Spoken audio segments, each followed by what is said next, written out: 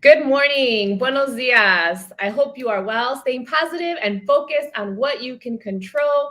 And happy Hispanic Heritage Month. My name is Patricia Mota. I'm currently serving as president and CEO for the Hispanic Alliance for Career Enhancement, a national nonprofit organization whose mission since 1982 is to positively impact workplaces by cultivating the pipeline of Latino talent, providing Latinx the insight, access, and development to be successful in their careers.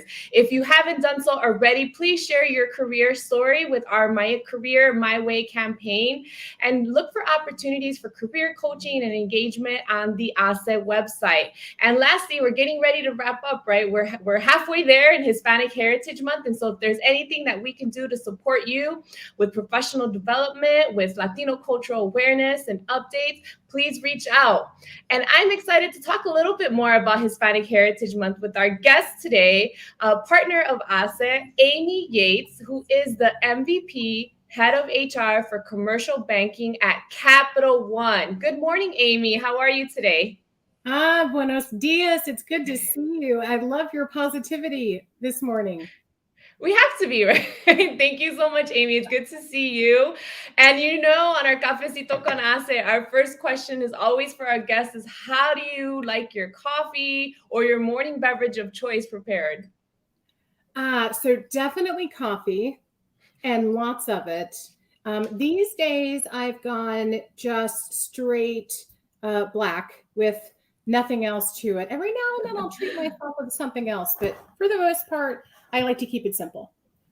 Wonderful. And Amy, so all of you tuning in, get your questions, your comments ready. We'll have some time to engage with Amy. The thing we like to share with those that are tuning in on our social media channels is our guests to shed light on who they are in terms of your background, in terms of how you got to your career, where you are today. Absolutely. So I think maybe short story. I am born and bred Texan.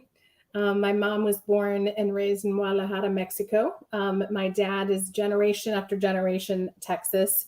I was the first person in my home to graduate from college, and I think very much trailblazed in a number of places. And quite honestly, I kind of tripped into human resources. I really thought I was going to go off and be this dynamic consultant, travel the world, do all of this type of stuff. And I went into HR and figured out I really, really like this. And I love the problem solving and the ability to impact individuals from a corporate experience and their lives and trajectories. So I got sucked in about 22 years ago and have had a number of terrific experiences since then. So that was kind of my very short way into where I am now and having the opportunity to talk to someone like yourself. That's wonderful. Definitely a lot of problem solving in HR. I attest with all of our HR buddies, and it does take a lot of heart and compassion, right, to be in such a role. And also just, I would say even after the last 18 months, not just for everyone, but in HR is quite unique in terms of the challenges, right, that employers has faced, unique experiences that employees have been facing, right? And dealing with that. And so thank you for sharing and shedding light in terms of your background. So let's talk a little bit more about Capital One and what you all are doing specifically during Hispanic Heritage Month and beyond, I would say, right? At HACE, I always say, yes, we're celebrating, we're doubling down during this September 15th to October 15th timeframe. But, year round, we want to make sure we're creating awareness. But this is a special month. So what are you all doing and what can you share with us? Absolutely. And it is a very special month. So within Capital One, we have a campaign throughout Hispanic Heritage Month to celebrate, advocate, and drive awareness of our support of the Hispanic and Latinx community. Our campaign is Welcome to the Mosaic, and it was designed as a rallying cry to essentially reinforce awareness of Capital One's commitment to building an equitable and inclusive community, both within Capital One as well as outside of Capital One. Our retail banks, our cafes have transformed to demonstrate how Capital One celebrates and elevates and also advocates for the Hispanic Latinx community. Capital One will also invest in the community through an incremental grant that totals $500,000 to a nonprofit committed to civil rights and social justice, Unidos US. You might be familiar with it. Yeah. A ton going on in this space. That's a lot of great, and Unidos US, formerly known as National Council La Raza, good friends over there, national advocacy organization. And so that's great to hear because they do a lot for our community on the ground. And specifically when it comes to, I just visited one of your Capital One cafes a couple months ago. So that was a unique experience. Nice. I wanted to check it. I'm like, what is this all about? And given that we partner, so I got worked there for a little bit and checked it out. So those are fairly new, would you say, within, I don't know, less than 5 years? Yes, absolutely. Okay. It really, I think, speaks to the intersectionality of banking and living and finding a space where you essentially do both. And I think that's a lot of spirit of like, where's banking going? Very much in that place, right? Yeah. And in the space of innovation, right, which is kind of where every day, that's the way that things are moving rapidly, where, folks are looking for experiences more than ever. And so that's why I think it's unique when Capital One came up with that cafe. Luis, thanks for the comment. If you all have any questions or comments, feel free to engage with us. And so, Amy, tell us, we talked a little bit more about what Capital One's doing for the community and shedding light during Hispanic Heritage Month. What kinds of programs or initiatives do you have in place that's specifically supporting your own Hispanic Latinx employees? Yeah, absolutely. Great question. The mission of HOLA, which is a business resource group that we have at Capital One, is to empower Hispanic and Latinx associates and allies to thrive both within and outside of Capital One. HOLA believes that we are stronger together and that we strive to ensure that all members feel a deep sense of belonging, that they're also enabled to discover valuable avenues to participate and feel really invested. HOLA also leads the Hispanic Leadership Development Program, as well as the Hispanic Leaders Coaching Program. Both of those programs support associates to achieve career potential through leadership training, executive speakers, networking events, mentoring opportunities. Since 2016, about 140 associates have graduated from these very specific programs, many of whom have gone on to be promoted, taken on new roles in Capital One. Our Hispanics in Tech is also an employee-led, leader-sponsored associate community group that fosters community, real career building, connections. Its mission is to create an inclusive environment in technology that is approachable and welcoming for all. And so I think combined, those very intentional opportunities do a tremendous amount to elevate the associate experience as well as development path.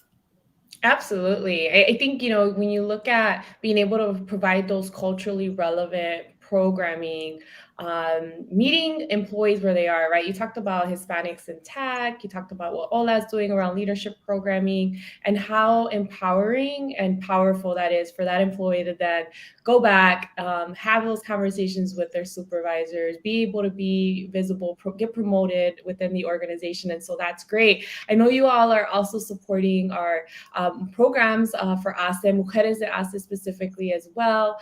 And we're doing a couple of events together through our partnership. Anything else that you'd like to share regarding this month or the work that Capital One's doing throughout the year? I think what I would probably leave you with in terms of summary, there is so much that I can speak to that stems from commitment at both the macro level and the micro level of what it means to build community, to build belonging, and to build the associate experience. I've never seen this level of commitment across our country ever. And I'm excited with the fact that Capital One very much had started that journey well in advance of last summer. And I think, like the rest of our country, taken massive efforts to amplify it during this time. It's a thing that makes me incredibly proud. In addition to the commercial role that you mentioned, I'm also the accountable executive for our DIB work across human resources. And so there's just a deep level of investment that stems from inclusion, that stems from belonging. I have never seen an organization exhibit this level of commitment from not only speaking the speak, but walking the walk. And it is a tremendous joy and a sense of joy that I get from getting to speak to folks like you, with this community. And it gets me so excited about what the future holds and how this investment creates return for our community. Yeah, no, absolutely. Like all great insight. And those of you tuning in, if you have any questions, please drop them in the chat or in the comment section for Amy to get to anything that you'll like to get her insight in regarding the great work that they're doing at Capital One and specifically. And you mentioned DIB. So for those of us that may not be familiar with that acronym. Yes, thank you for that. No, sorry. All kinds of code language there. DIB, diversity, inclusion, and belonging, which is really an extension of what most folks might know as like a diversity office or a diversity officer. It really is the extension of how inclusion plays into not only representation, but the sense of belonging that you have and feeling like this is a space for where I can be successful, and the structure and the intent behind it. So let me know if I use any more code words. I will decode. Yeah. Hey, that's what I'm here to do, right? We got to decode. I always gotta assume not everybody, and when we talk about ERGs too, I know we see that quite a bit here. That's employee resource groups or business resource groups, affinity. Some companies, our partners call them affinity groups or networks. So typically, just gotta make sure we're breaking that down. So Valerie Gutierrez has a question. What advice can Amy give to pivot into middle market banking coming from a construction accounting background? Any advice would be helpful. Can you repeat the question? What advice can you give to pivot into middle market banking coming from construction accounting background? Interesting question. Well, I don't know much about construction accounting.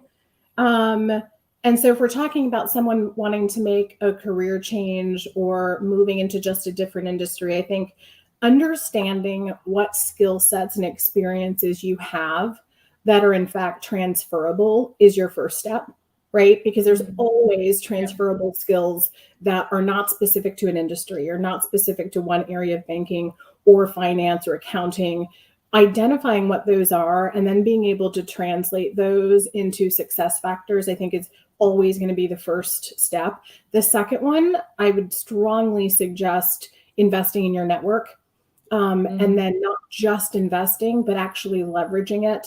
And it's interesting. I was just listening to a podcast yesterday morning about how women and underrepresented minorities are far less likely to actually leverage their network in a way that helps advance their agenda or the things that they want to do. They're terrific at building it and sustaining it and investing in it, but not in leveraging it. And so my suggestion with that network is build a network that is going to cultivate opportunities and doors for you, and then leverage it to actually get through the door. That'd probably be a couple of first stepping stones I'd take in that pivot. Yeah, no, thanks for the question, Valerie. We'll have time for a few more. She knows what she wants to do. I mean, that's the first step, right? She's very specific in terms of the type 100%. Of commercial banking. So you got it, and then you shared it with the world right now. Not the world, but those that are listening in terms of with Amy and those on our social media channels. Yes, so hashtag middle leverage that. Go to Valerie. Yes. That's another good thing. I think, what you're so right with that podcast, you hear it all the time, is that, this sense of, and whether it's humility or just not wanting to ask, in terms of sharing what your dreams and aspirations are out there, leveraging your network, right? Because many times we have the network, and it's how are we tapping into it and asking. Alrighty, Amy, so I know we have a few minutes left. Anything that you want to share with us in terms of that makes you hopeful for the remainder of this year? Oh gosh, I am hopeful. I'm hopeful about so much, and quite honestly, so many examples of humanity that has driven hope for me. Like, I am incredibly hopeful coming out of last summer that I've never seen this massive level of rallying around our community, and such a depth of desire to connect and better understand the Hispanic experience and how it intersects with what success looks like in our careers.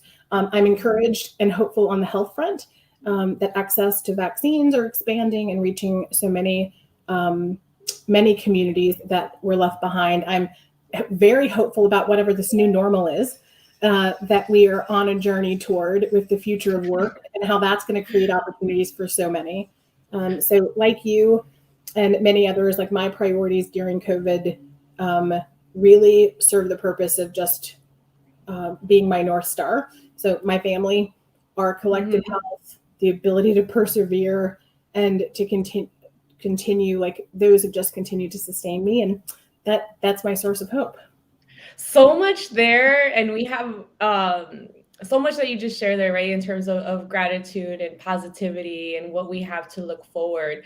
I missed the question that just came up on the screen from Madeline regarding a specific way in which one can leverage their network.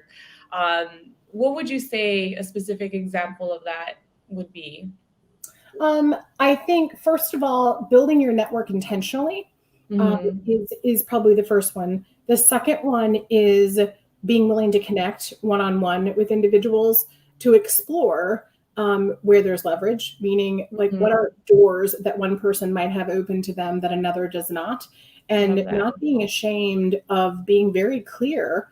Like, I think it was Valerie before, very clear about what your intention is and what you need, and making the ask of, hey, I'm looking for a role. I'm going to pick on Valerie. I'm looking for a role in middle marketing. I noticed that you've got a number of contacts there. Would you be willing to share my resume with 3 or 4 of them? I'm looking to explore X. Would you be willing to open up your network to me for recommended individuals that you think would help further my exploration? Asking the question, being explicit about the thing that you want, and then in paying it forward, doing the exact same for others. That's how this community is powerful, right? Yeah. In just creating paths for each other, but that has to start with the ask. Be very clear about what it is that you need and what you might have to offer in exchange. Wonderful tips of advice there, Amy. Thank you so much for taking time. Make sure that you are asking, you're reaching out, you're connecting, leverage your HACE familia, reach out and leverage the network that we've created with our cafecitos as well. Thank you, Amy, for joining us. Thank you for all of you for tuning in. Hasta la próxima. Until next time. Bye-bye.